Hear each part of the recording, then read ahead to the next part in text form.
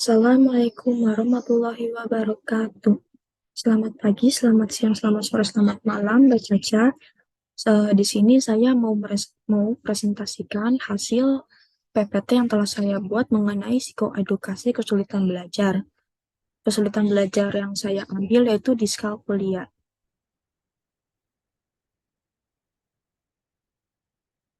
Sebelumnya, perkenalkan nama saya Siti Nurhaliza dengan NPM 60222100048.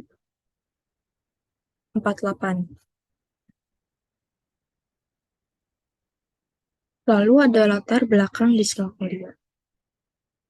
Seorang anak dengan ketidakmampuan belajar memiliki kesulitan belajar yang melibatkan pemahaman atau penggunaan bahasa lisan atau tulisan.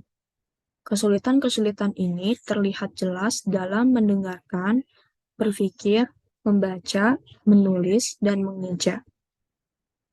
Kesulitan belajar juga dapat mencakup kesulitan memecahkan masalah matematika.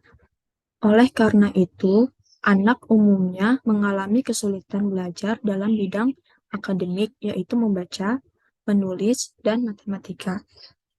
Kesulitan belajar matematika merupakan hal yang jarang dipahami oleh orang lain, terutama dalam hal mengenali anak sendiri. Kesulitan dalam belajar matematika hingga saat ini masih banyak orang tua yang tidak mengetahui kesulitan matematika anaknya.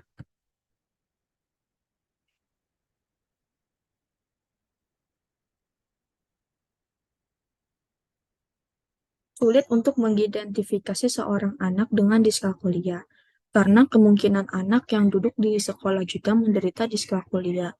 Sementara, banyak orang tua yang selalu mengkoordinasikan kelas matematika agar anaknya dapat menguasainya.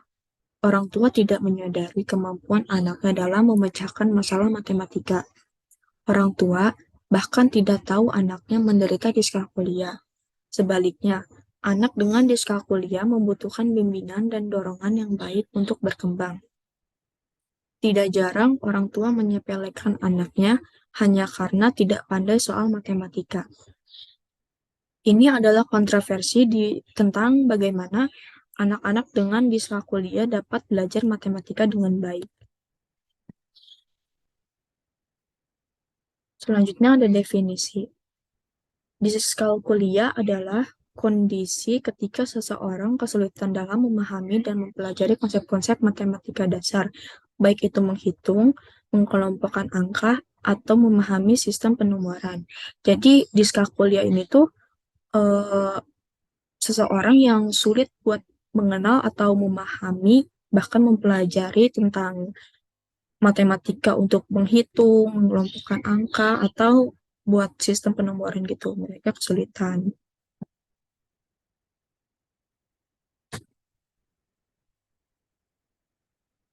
Lalu ada contoh kasus.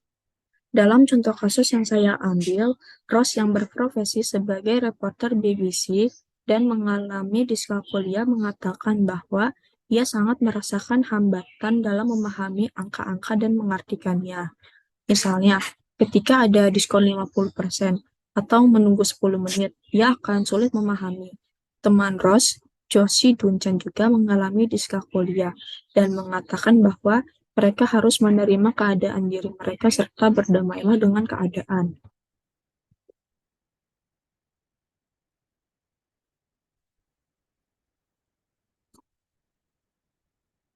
Seorang ahli penilai diskalkulia yaitu Marijke Walter de Vierman menyatakan bahwa 5% populasi adalah penyandang diskalkulia dan tidak semua terdiagnosis.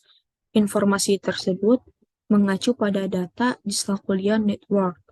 De Vierman juga menambahkan bahwa ahli penilai diskalkulia sangatlah sedikit, sehingga memerlukan lebih banyak para ahli. Jadi contoh kasus yang saya ambil dari web berita liputan6.com.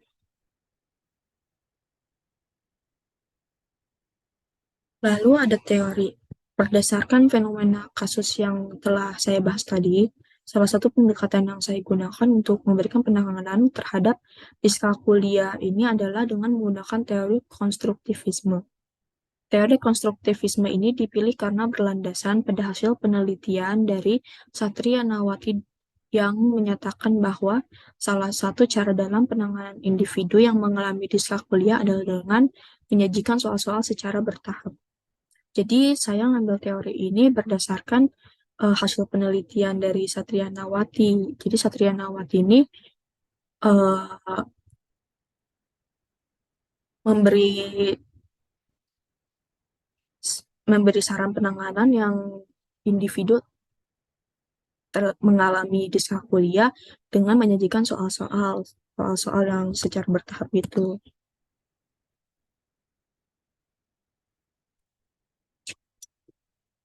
Cara tersebut berdasar pada teori konstruktivisme yang merupakan salah satu teori belajar di mana pencetusnya adalah Vygotsky.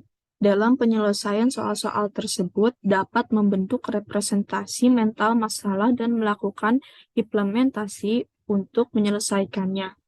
Oleh karena itu, soal-soal yang dapat diselesaikan ini dapat menghasilkan solusi potensial yang dapat ditentukan sebagai pemecah permasalahan yang dihadapi.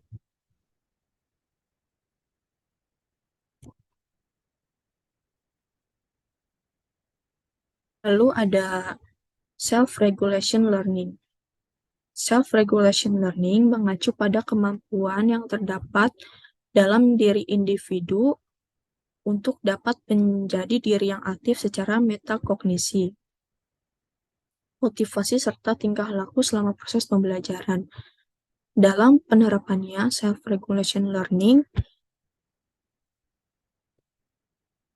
digunakan sebagai pendorong kemampuan individu agar dapat mengontrol secara efektif proses pembelajarannya, sehingga dapat mewujudkan tujuan pembelajaran yang telah ditentukan secara optimal. Secara spesifiknya, komponen self-regulation memiliki keterikatan dengan strategi yang diterapkan oleh individu untuk memecahkan permasalahan serta dalam melakukan proses informasi secara lebih efektif. Strategi yang dimaksud ini harus disesuaikan dengan permasalahan yang dihadapi. Oleh karena itu, dalam kasus diskalkulia ini, salah satu strategi self-regulation learning yang dapat diterapkan adalah dengan mengembangkan kesadaran metakognisi. Strategi ini dapat mendorong keterampilan berpikir individu sehingga dapat membantu memahami proses berhitung.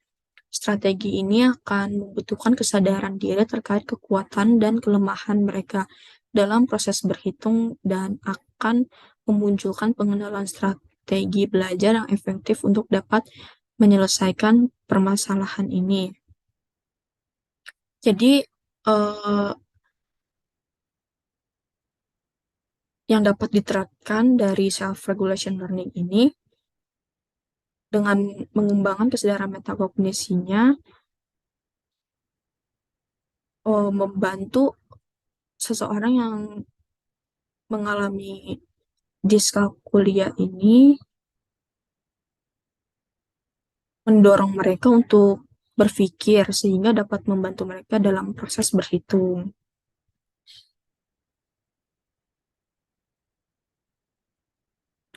Selanjutnya ada motivasi belajar. Motivasi belajar dapat diberikan oleh orang tua maupun tenaga pendidik dalam mempermudah proses pembelajaran individu dengan diskalkulia ini.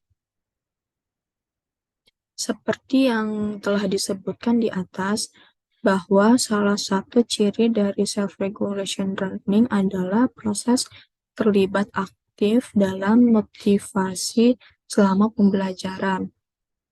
Motivasi yang dapat diberikan oleh orang tua maupun tenaga pendidik, salah satunya adalah dengan pemberian reward dan dukungan positif secara konsisten.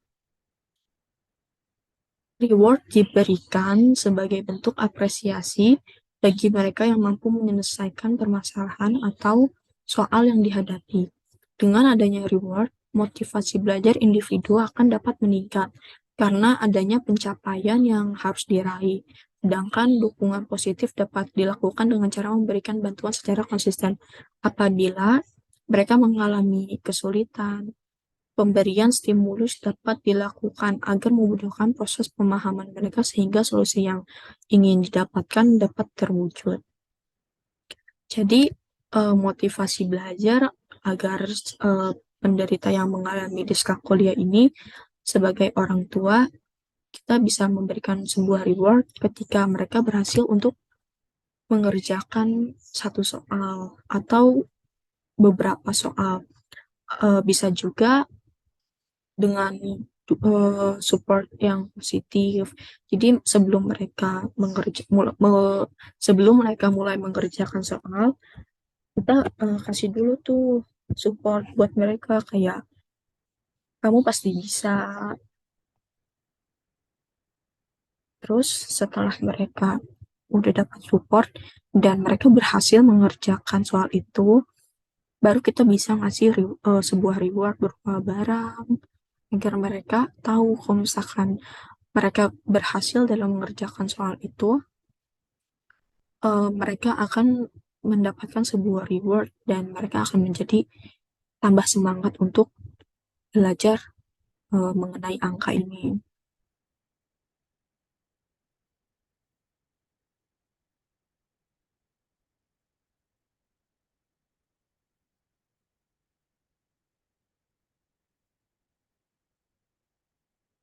Berikut eh, beberapa referensi yang saya gunakan untuk materi psikoedukasi kesulitan belajar di kuliah ini.